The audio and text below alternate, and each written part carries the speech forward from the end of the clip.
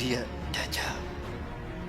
Di zaman Nabi Isa berganti nama menjadi Yudas Iskariot. Nabi Isa lahir karena mujizat Allah kan, kalimatullah, disebutnya kalimatullah karena lahir karena kalimatullah. Beliau adalah proses kelahirannya sesuatu yang ajaib. Ini kudratullah dan keajaib, keagungan Allah.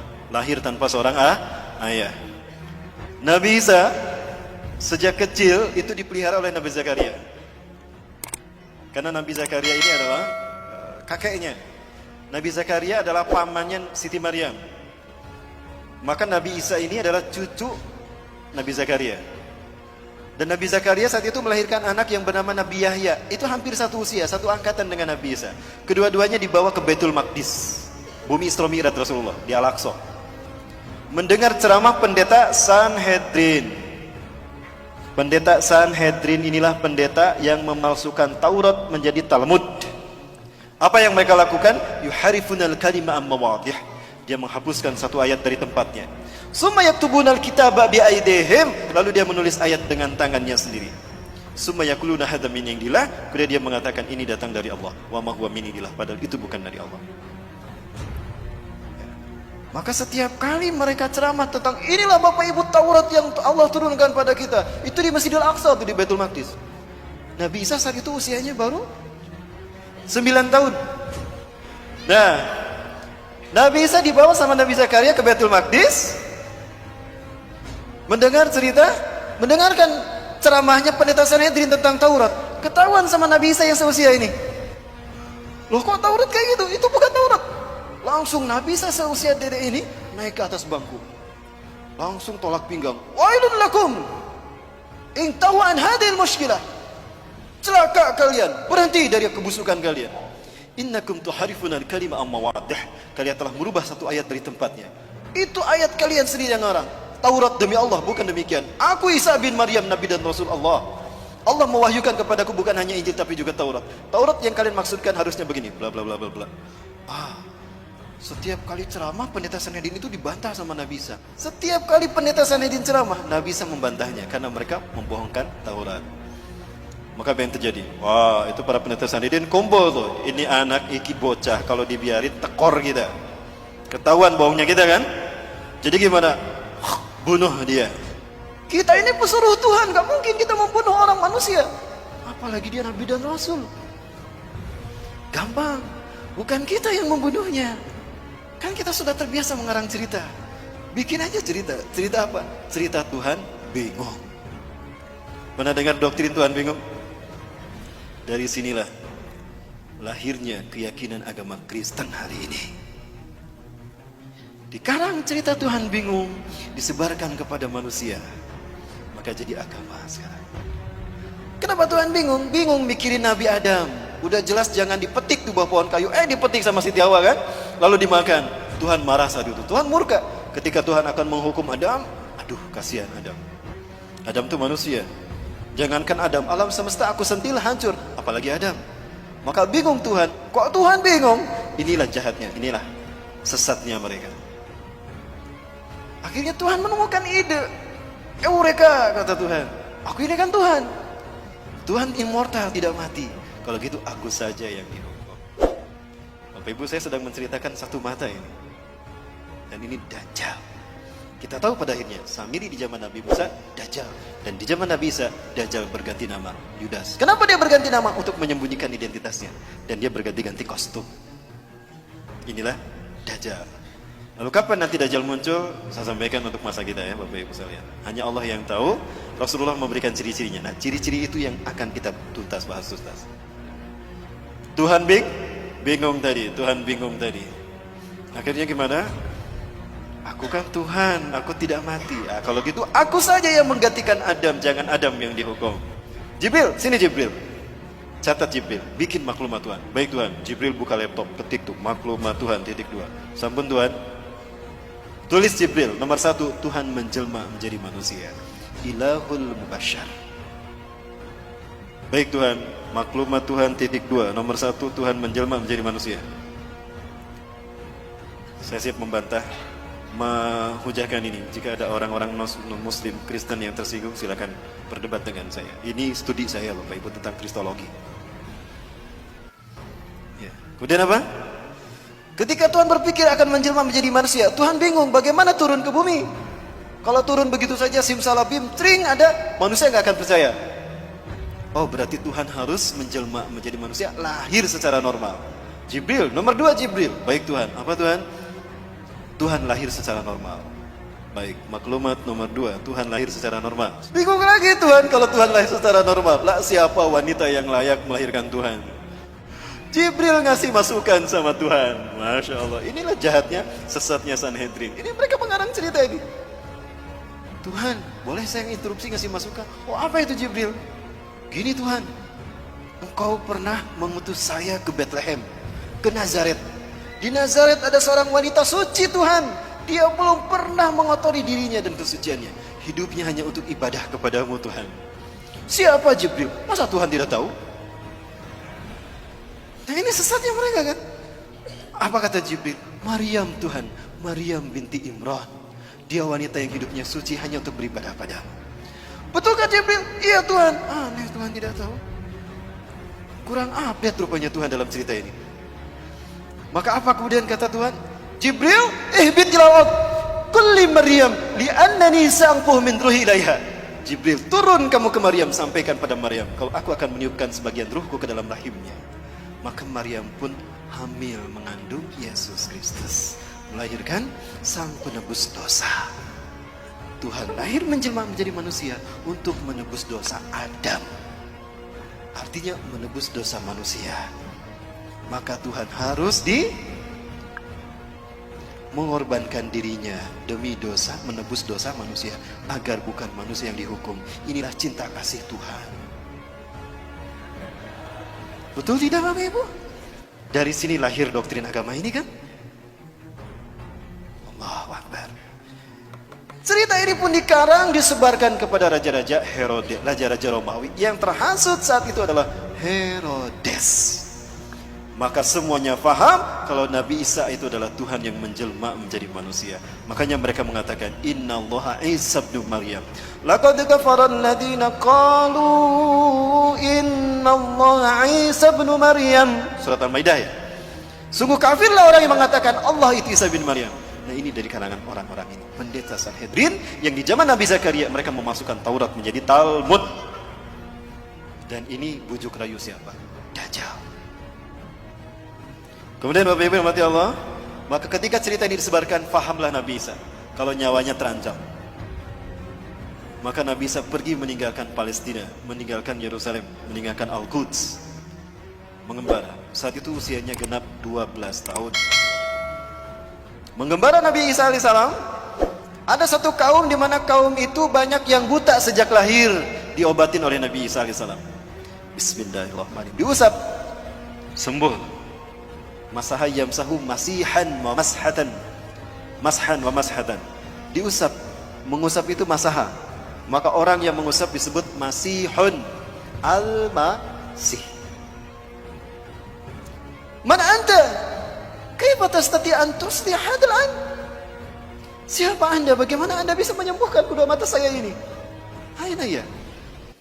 Apa kata beliau? Aku Isa bin Maryam, aku Nabi dan Rasulullah. Berimanlah kepadaku. Engkau Nabi dan Rasulullah? Iya. Allah telah mengutusku menjadi Nabi dan Rasul bagi kalian. Dijelaskan dakwah Nabi Isa, berimanlah mereka. Salah satu dari mereka yang beriman bernama Barnabas. Mengembara lagi. Ketika mengembara lagi, ada pula kemudian ada yang beriman lagi. Di antara mereka ada yang penyakit sopak belang, diusap oleh Nabi Isa. Bismillah, dengan kodrat Allah, dengan izin Allah sembuh tuh. Bismillahirrahmanirrahim. Masaha yamsahu, diusap, sembuh. Siapa Anda? Kenapa Anda bisa menyembuhkan? Demi Tuhan, bukan manusia yang bisa menyembuhkan ini. Aku manusia, aku Isa bin Maryam. Hati-hati, aku Isa bin Maryam, Nabi dan Rasul kalian. Dakwah mereka. Didakwahi mereka sama Nabi Isa, berimanlah mereka. Salah satu di antara mereka bernama Yakobus. Terus berdakwah tuh kemana-mana. Di antara mereka beriman semua. Kemudian ada 12 orang. Ada 12 orang yang kemudian menjadi murid Nabi Isa alaihissalam. Kemanapun Nabi Isa pergi, mereka menemaninya. Itulah yang kita kenal dengan sebutan Hawariyun. 12 orang. Nah, ini Bapak Ibu sejarah Nabi Isa. Nah, Dajjal masuk ke tengah-tengah Hawariyun. Jumlah mereka yang tadinya 12 menjadi 13. Siapa dia? Yudas Iskariot. Dajjal dia, Bapak Ibu. Hati-hati kalian. Iblis telah masuk ke tengah-tengah kalian, kata Nabi Musa. Hati-hati, iblis ada di tengah-tengah kita. Mereka menyangka iblis itu yang tidak terlihat, padahal iblis yang dimaksudkan adalah Yudas. Siapa yang paham itu? Barnabas. Pengikut Nabi Isa yang paling jeli dan cerdas. Dialah yang menuliskan kembali Injil yang benar, sehingga disebutlah Injil Barnabas, yang kemudian dituliskan kembali oleh Ashabul Kahfi. Siapa yang menulisnya Ashabul Kahfi? Pimpinan Ashabul Kahfi, Maximilianus. Bapak Ibu yang dirahmati Allah, terungkap semua misteri ini kan? Semua fitnah sejak zaman Nabi Musa sampai Nabi Isa. Nanti kita bedah di masa fitnah di zaman kita. Di zaman Nabi Muhammad ada sosok yang diduga Dajjal. Dia bernama Ibnu Soyad. Ciri-cirinya mirip Dajjal, tapi ternyata dia bukan Dajjal. Ya. Rasulullah belum pernah bertemu Dajjal. Yang pernah bertemu dengan Dajjal adalah Tamim Ad-Dari, seorang sahabat dari Persia, sekampung dengan Salman Al-Farisi. Dia adalah seorang pelaut. Dia melihat Dajjal dengan mata kepala sendiri. Ini satu dalil kuat bagi kita bahwa Dajjal itu manusia, bukan Fomeo. Setelah sampai kepada momen terkait dengan Yudas Iskariot ini, pengkhianatannya, Allah berfirman pada Nabi Isa, Isa bin Maryam, aku akan menyampaikan engkau kepada saat di mana engkau akan aku angkat. Ya. Bapak Ibu silakan buka Quran surat Al-Imran ayat 55. Nabi Isa merasakan akan ada pengkhianatan dari Yudas Iskariot dan kaumnya. Para pendeta Sanhedrin berhasil menipu Raja Romawi yang bernama Herodes, atau orang menyebutnya Herodus yang agung, the Great Herodus. Maka saat itu Herodus dan pasukan Romawi datang mencari-cari Nabi Isa untuk menangkap Nabi Isa dan menyalib Nabi Isa alaihissalam. Allah wahyukan itu pada Nabi Isa. Maka Nabi Isa memahami itu, kemudian Nabi Isa berfirman. Ada dalam Quran surat As-Saff. A'udzubillahi minasyaitonir rajim. Iz qala Isa ibn Maryam lil hawariyyin man ansari ila Allah. Ya, surat As-Saff. Ingatlah ketika bersabda Isa bin Maryam kepada Hawariyin, siapakah yang akan menolong aku untuk menegakkan agama Allah? Qala al-hawariyuna nahnu ansarullah. Itu saat terakhir perpisahan dengan Nabi Isa.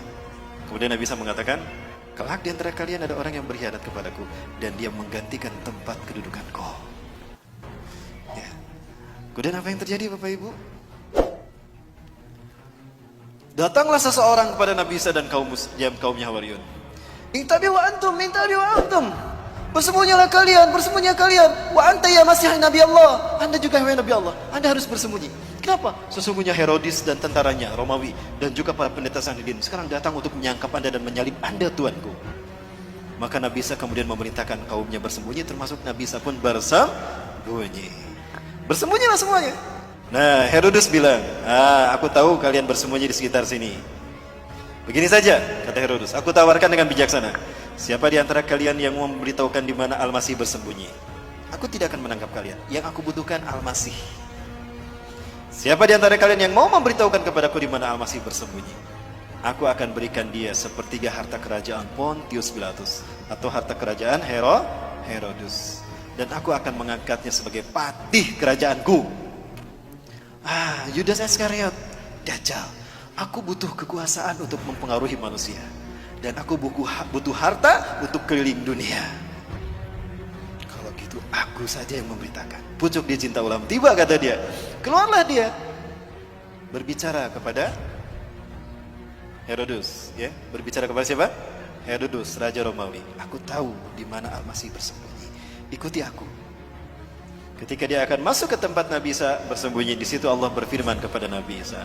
Quran surat Ali Imran ayat 55.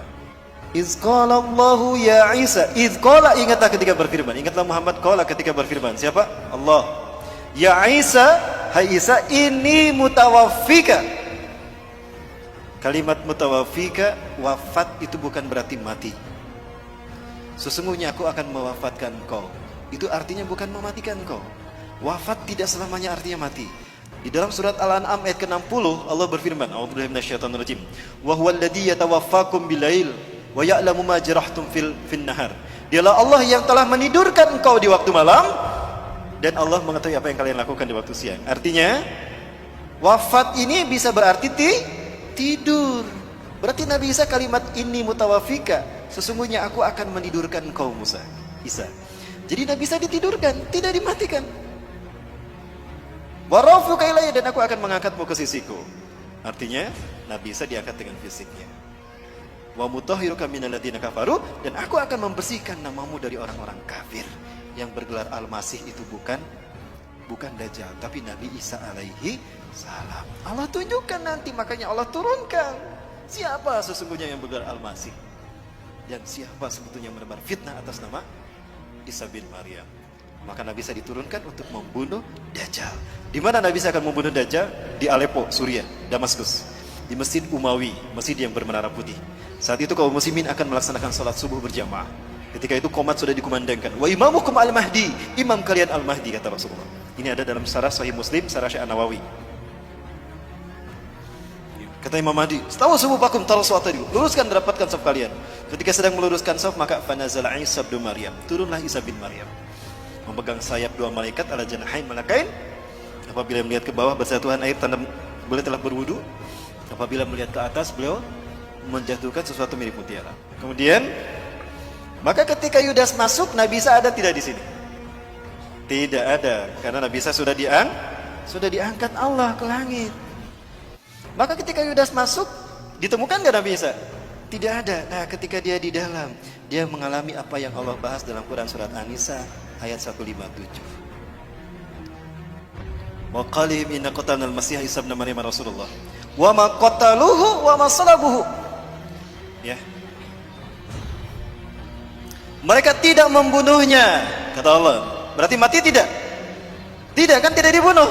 Wa ma salabuhu, dan tidak pula menyalibnya. Berarti siapa yang disalib? Yudas Iskariot. Bapak Ibu, kalau di dalam salibnya Katolik itu biasanya ada tulisan INRI. Ada yang mualaf di sini? Ya, ada tulisan INRI. Ini pakai huruf ya. Kalau ditanyakan pada orang-orang non muslim itu, apa arti kata INRI? Saya pernah melakukan. Bertanya kepada seseorang yang mualaf, saya punya jamaah, sahabat, dia sudah masuk Islam. Ketika itu saya tanya, antum tahu apa arti kata INRI? Oh, itu singkatan Yesus orang Nazaret, Raja Yahudi. Oh, bukan. INRI itu artinya bukan itu, tapi INRI itu artinya penjelmaan. Ketika Yudas masuk ke dalam, Nabi Isa sudah tidak ada. Pelangap-pelongo dia, loh, kemana Isa? Tadi di sini. Disitulah Allah merubah wajah dan tubuhnya. Allah merubah Yudas Iskariot menjadi Isa bin Maryam. Mereka tidak membunuh Isa bin Maryam dan tidak punya menyalibnya, tetapi mereka diserupakan. Tetapi dia diserupakan oleh Allah untuk Isa bin Maryam. Ya. Maka Yudas dirubah menjadi Nabi Isa. Maka ketika Yudas keluar, siapa yang ditangkap oleh Herodes? Si Yudas. Loh, kok aku yang ditangkap? Lastu Isa, anak Yudas ada di adul kumilai. Kok aku yang ditangkap? Aku bukan Isa, aku Yudas yang menunjukkan kamu tadi. Wis meneng baik, kok Isa kok? Lewat wajah lu, wajah Isa. Suaramu itu suara Isa tuh. Loh, kok aku yang disalib? Ditangkaplah dia, kemudian disalib. Ketika disalib, ditidurkan, dipaku kaki dan tangannya. Dia melihat Nabi Isa diangkat ke langit. Ini bukti kalau Nabi Isa diangkat dengan fisiknya. Maka dia berkata, Eli Eli lama sabakhtani, ada dalam Bible. Tuhanku, Tuhanku, Tuhanku, Tuhanku, kenapa kau tinggalkan aku? Eli itu bahasa Ibrani itu Tuhan. Eli itu apa artinya? Tuhan. Itu di bahasa Ibrani, di Romawi sana. Nah, jadi siapa yang disalib? Nabi Isa apa Yudas? Yudas Iskariot. Nah, paham Barnabas apa yang dikatakan oleh Nabi Isa? Kelak di antara kalian ada orang yang berkhianat kepadaku. Dia menggantikan tempat kedudukanku. Ya, di mana? Dia berkhianat karena memberitahukan di mana Nabi Isa bersembunyi kan, dan menggantikan Nabi Isa di tiang salib. Barnabas yakin dia Dajjal. Dia ingin membuktikan kalau dia Dajjal atau bukan. Diam-diam setelah 3 hari 3 malam hari tanpa ada yang tahu, Barnabas menggali kuburannya Yudas. Sebelum digali, Allah kembalikan wajahnya menjadi wajah Yudas kembali dari wajah Nabi Isa. Pergantian wajah ini mengakibatkan adanya pancaran cahaya yang nempel di kain kafan. Maka lihat wajah-wajah Yesus seluruh dunia. Sama kan? Itu dari sumbernya dari kain kafan. Wajah Nabi Isa dikembalikan kepada wajah Yudas. Itu menembakkan ke kain kafan. ya, maka darahnya itu nempel di kain kafan. Ya, the sword from Turin, sampai sekarang masih ada kain kafannya, saya pernah melihat itu. Sekarang ada di Italia, ya, di Turin, Italia. Itulah kenapa wajah Yesus seluruh dunia sama. Ya, ketika digali, apa yang terjadi? Masih hidup. Sebelum dikubur, saya ingin menyampaikan sesuatu terkait dengan Dajjal. Kalau Yudas ini adalah Dajjal. Kenapa saya meyakini kalau Yudas Iskariot adalah Dajjal? Hadis Rasulullah SAW. Tidaklah Allah mengutus seorang nabi pun sejak Allah menciptakan langit dan bumi, menciptakan Adam sampai hari kiamat, melainkan ada satu fitnah yang terburuk, fitnah Dajjal. Sebagaimana para nabi mengingatkan kaumnya tentang Dajjal, dan sebagaimana Nuh mengingatkan kaumnya tentang Dajjal, hati-hati dengan fitnah Dajjal. Hari ini akan aku katakan kepada kalian, sa'aqulu lakum ma lam yaqulhu min qabl. Aku akan mengatakan kepada kalian sesuatu yang para nabi dan rasul belum mengatakannya. Apa itu? Innahu a'war wallahu laisa bi'awar. Sesungguhnya dia a'war. Banyak yang menerjemahkan buta. Menurut saya a'war bukan sekedar buta. Ada orang yang matanya normal tapi tidak melihat. Disebutnya apa? Buta kan? Tapi matanya normal. Kalau ini bukan a'war, itu bukan buta. Lihat hadis yang lain ya. Ka'anna ainuhu ainabah. Seolah-olah matanya itu seperti anggur yang menonjol, hitam semua. Artinya pecak. Jadi bukan buta tapi pecak. Pertanyaannya, kenapa cuma Rasulullah yang memberitahukan kalau dia itu pecak sebelah mata kanannya? Karena peristiwanya terjadi setelah Nabi Isa diangkat. Apa itu? Setelah si Yudas Iskariot disalib, dia diarak ke bukit Golgota. Nah, diarak dia ke bukit Golgota, bukit tengkorak. Ketika diarak, Herodes memegang pedang di tangan kanannya, Old Testament perjanjian lama di tangan kirinya. Itu pedang ditusuk-tusukan ke tubuh Yudas Iskariot. Ketika pedang tadi menusuk tubuhnya, bercucuran darah, Bapak Ibu. Ketika darah bercucuran, para pendeta Sanhedrin dan tentara Romawi berebut darah tersebut, diminum. Itu rukun ke-5 agama Kristen. Ekaristi Holy Water, rukun meminum air suci. Kenapa mereka meminum darah itu? Karena mereka meyakini kalau ada bagian tubuh Yesus bercampur dalam tubuh mereka, mereka tidak akan pernah masuk neraka. Mereka akan masuk surga. Jika ada tubuh Yesus bersatu dengan mereka, maka darah mereka diminum. Itu menjadi rukun ke-5 agama Kristen. Ekaristi Holy Water. Kalau Bapak Ibu masuk ke dalam gereja, ada patung Bunda Maria atau patung Yesus, di depannya ada seloki, ada air warna merah darah. Banyak tuh pedang yang menusuk tubuhnya, dagingnya terkelupas, darah dagingnya diambil dimakan. Rukun ke-3 agama Kristen, Ekaristi Gusti Kudus.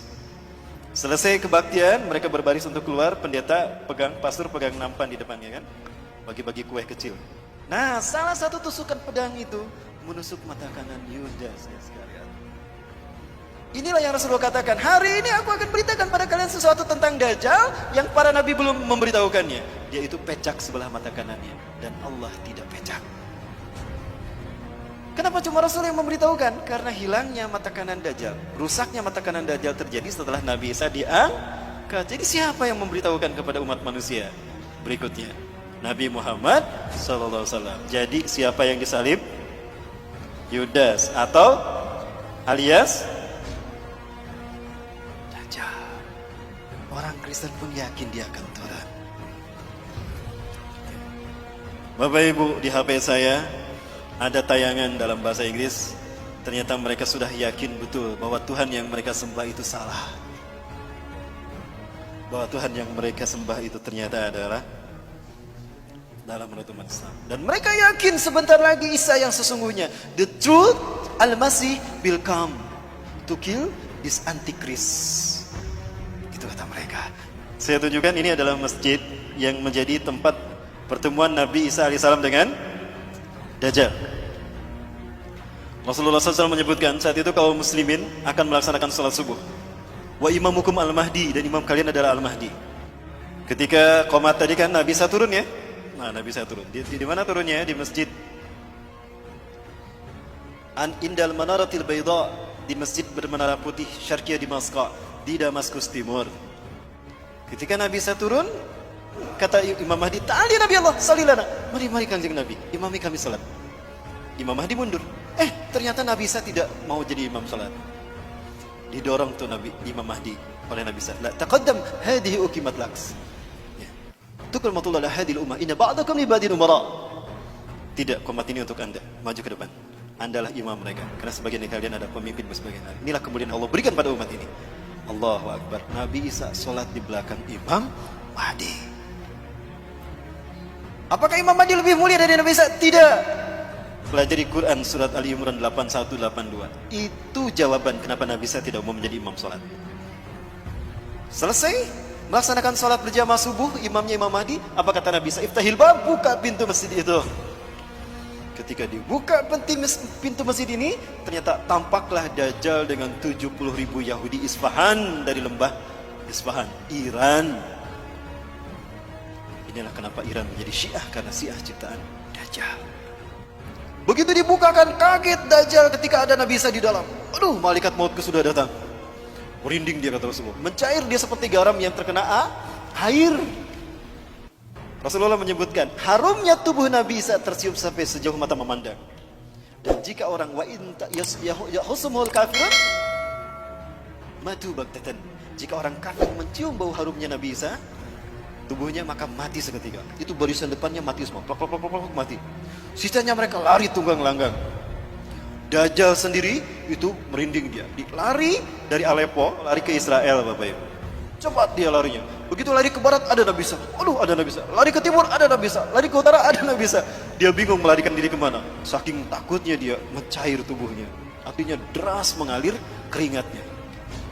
Maka di pintu Ludlah Nabi Isa menemukan Yudas Iskariot alias Dajjal. Di pintu Lut, kata Rasulullah dalam hadis riwayat Imam At-Tirmidzi, Dajjal terdampar, tidak bisa melarikan diri. Dibunuhlah oleh Nabi Isa alaihissalam. Ya, kemudian di pintu Lut lah dia terdampar. Di mana pintu Lut itu? Pintu Lut adalah tempat di mana Dajjal dibunuh Nabi Isa. Ini kata Rasulullah di dalam hadis riwayat Imam Al-Hakim dalam kitab Al-Mustadraknya. Isa bin Maryam akan membunuh Dajjal di gerbang Lut. Yaqtulu Isa bin Maryam ad-Dajjal bi Babiludin. Ya, hadis riwayat Imam At-Tirmidzi dalam kitab Mustadrak juz keempat halaman 105. Seperti apa pintu Lut di mana Nabi Isa membunuh Dajjal? Ini dia. Inilah pintu Lutnya. Subhanallah. Di Lut itu sekarang 13 mil timur Tel Aviv. Bapak Ibu kalau umroh plus Aqsa, saya biasa membawa jamaah ke Tel Aviv. Tapi kita tidak bisa masuk ke dalam karena ada pangkalan militer Angkatan Udara Israel. Bapak Ibu rahmatullah Allah. Pertanyaannya, kapan itu terjadi? Baik, kapan itu terjadi Bapak Ibu? Mau kita bahas angkanya? Kita hitung angkanya. Kapan Dajjal muncul kata Rasulullah? Baik, kita bahas dulu angkanya Bapak Ibu. Ini hadis Rasulullah. Sayati Dajjal ilal Madinah wa yattabi'unahu sab'una alaf al-yahud min Wadi Isfahan ala jabhatil farsh. Dajjal akan datang diikuti oleh 70.000 orang Yahudi dari lembah Isfahan Iran menggunakan jubah Persia. Saat itu Dajjal akan memasuki Madinah. Baik, selesai. Dajjal akan tiba memasuki Madinah wa huwa mani'un min duhuliya, tapi dia terlarang memasuki Madinah. Kenapa? Li'anna likulli babin bawabati Madinah lahu malakan. Karena di dalam Madinah setiap pintu gerbang Madinah itu dijaga oleh dua malaikat. Ala sihamihim dengan panah mereka masing-masing. Dengan panah mereka masing-masing. Satu langkah Dajjal masuk ke Madinah dipanah mati dia. Maka fayam kusuh kharijal Madinah. Dajjal takut dibunuh maka dia tinggal di luar Madinah. Kemudian dia naik ke sebuah bukit yang bergaram tadi kata Rasulullah. Bapak Ibu kalau ke Madinah biasa diajak jalan-jalan ke Masjid Qiblatain. Gitu ya. Nah di belakang Masjid Qiblatain itulah bukit yang akan dinaiki Dajjal. Ini bukitnya nih. Inilah gunung yang akan dinaiki Dajjal. Inna Dajjal sayas'adul jabala summa yatawajjah ila jihatil Madinah summa yaqulu liman tabi'ah. Dajjal akan naik ke bukit yang bergaram kata Rasulullah. Lalu dia mengarahkan badannya, wajahnya ke arah masjid, ke arah Madinah. Lalu dia berkata, "Ara'aitum dalikal kisrar abyad? Apakah kalian melihat istana putih itu? Dalika Masjidu Ahmad." Apakah kalian melihat istana putih itu? Itu adalah masjidnya Ahmad. Artinya apa? Ketika Dajjal datang, Masjid Nabawi terlihat putih seperti istana. Pertanyaannya, hari ini Masjid Nabawi berwarna apa? Lihat aja ini kan Masjid Nabawi nih. Warnanya apa? Putih. Nih, Masjid Nabawi di siang hari. Apa warnanya? Dan ini di malam hari. Apa warnanya? Seperti inilah Masjid Nabawi ketika Dajjal melihatnya. Artinya Dajjal muncul di zaman siapa? Zaman kita kan? Baik, yang kedua.